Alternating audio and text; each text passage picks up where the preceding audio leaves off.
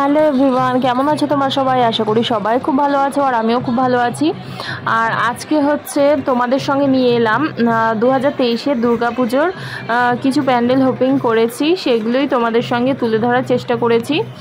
আর দেখো, এটা হচ্ছে আমাদের শিলিগুড়ি সেন্ট্রাল কলোনির পুজো ছিল গতবার তো ছাড়া হয়নি। এবারই তোমাদের সঙ্গে ভিডিওটা শেয়ার করছি, যেহেতু পুজো চলে এসেছে সেই জন্য এই ভিডিওগুলো তোমাদের সঙ্গে শেয়ার করে নিচ্ছি। আর এবারে নতুন ভিডিওগুলো তো সঙ্গে সঙ্গে পেয়ে যাবে, শুধুমাত্র আমার চ্যানেলে চোখ রাখবে তাহলেই হবে। আর আজকে না আমার একটু শরীরটা ঠিক ভালো ছিল না বলে আমি ভিডিও করতে পারিনি, সেই জন্যই আর কি তোমাদের সঙ্গে আগের এই ভিডিওটা শেয়ার করছি।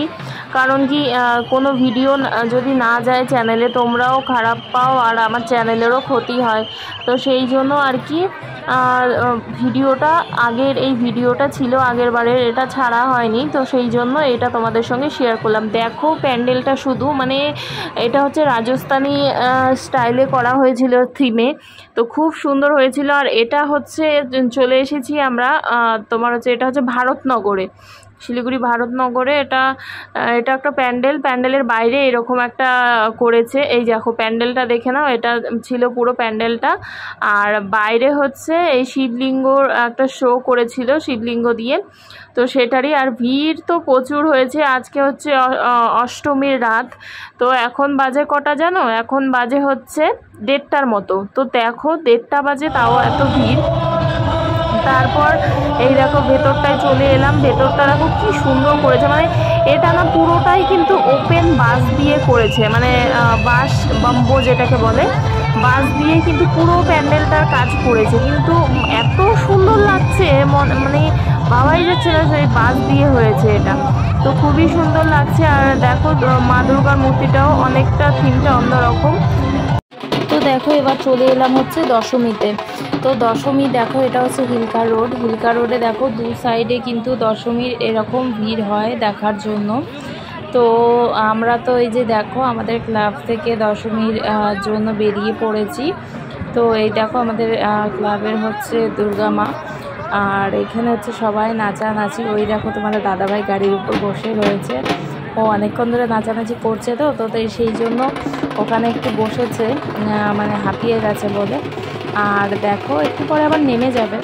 কিন্তু দেখো ভিড়টা শুধু এখন তো একটুখানি আমাদের সামনে তাও একটু ফাঁকা রয়েছে, আর এখানে আমরা নাচানাচি করছি, তো বেশ ভালোই লাগছে দেখো।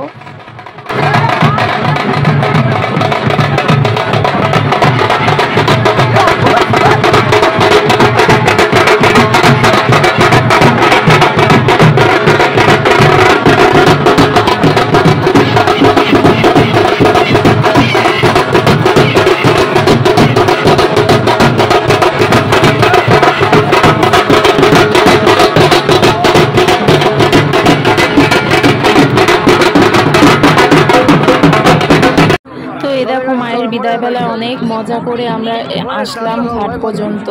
তো এখন তো সত্যি চোখ মায়ের দিকে আর তাকানো যাচ্ছে না, এত কষ্ট লাগে মায়ের দিকে।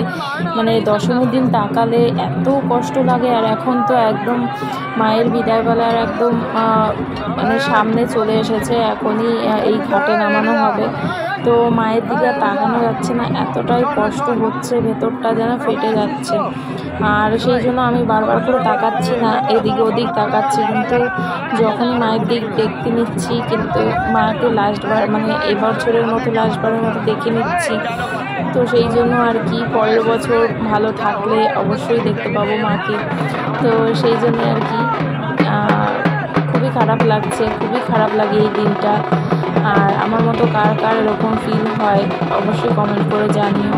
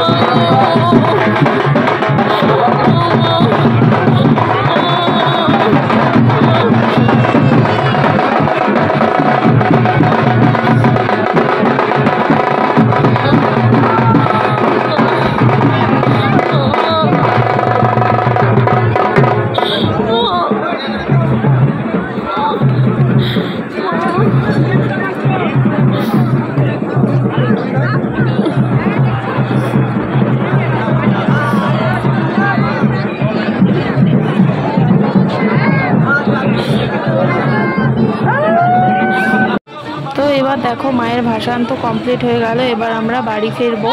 তো তার জন্য সবাই মিলে মাকে যেই গাড়িতে করে আনা হয়েছিল সেই গাড়িতে করে আমরা সবাই উঠে পড়লাম প্রতি বছরের মতো। আর দেখো ভিড়টা, মানে এখনও পর্যন্ত, এখন বাজে 12:30, এখনও পর্যন্ত দেখো কত ভিড় ঘাটে, এখনও 3টে অবধি 4টে অবধি এরকম চলবে। তো চলো, আমাদেরও দেরি হয় প্রতি বছর, কিন্তু এবছর আমাদের একটু তাড়াতাড়ি হয়ে গেল। এবছর একটু বেরিয়েছিলামও তাড়াতাড়ি, আর তাড়াতাড়িও হয়ে গেল। তো চলো, আজকের ভিডিওটা এখানেই শেষ করছি। আজকের ভিডিওটি ভালো লাগলে অবশ্যই লাইক কমেন্ট শেয়ার করো। আর কেমন লেগেছে দুর্গাপুজোর ব্লগটা অবশ্যই কমেন্ট করে জানিও। কোথায় কি ভুল হয়েছে বা কোথায় কি ভালো লেগেছে অবশ্যই কমেন্টে জানিও, তাহলে আমি বুঝতে পারবো। তো চলো বাড়ি যাই।